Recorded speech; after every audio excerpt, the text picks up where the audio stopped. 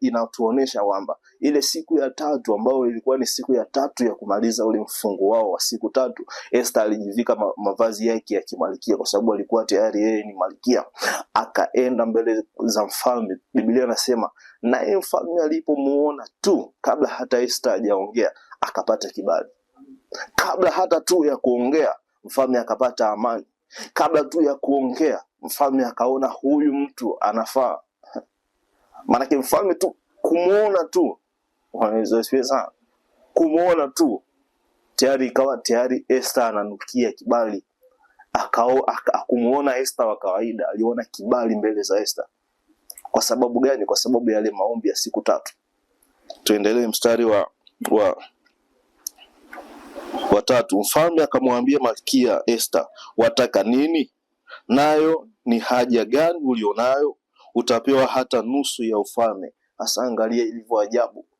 Esther bado hajaongea haja alionayo. Esther bado hajasema anachokihitaji, ila mfalme amekuja kusema hata nusu ya ufalme yupo tayari kumpa Esther, kwa sababu tu ya kumuona, kwa sababu tu ya kuona kile kibali ambacho Esther amekuja nacho kutokana na maombi ya siku tatu kavu. Alichokiomba Esther kilifanyika. Alichoomba Esther mbele za mfalme kilifanyika. Kwa sababu gani? Kwa sababu mfalme aliona kibali, alipata, kwa sababu Esther alipata kibali mbele za mfalme. Kwa kumbe tunaona maombi yana nguvu sana. Maombi yana nguvu sana ya kutupa kibali. My friend, ukitaka kibali, ukitaka upate kibali bila discussion yoyote ile, funga, omba, utaona kibali. Mungu atakupa kibali cha ajabu, ikiwa ni kwenye kazi yako, ikiwa ni kwenye biashara, ikiwa ni kwenye ndoa yako, ikiwa ni kwenye mahusiano, popote pale ambapo unahitaji kibali kwa mwaka wa 2026. Omba, funga, utaona kibali.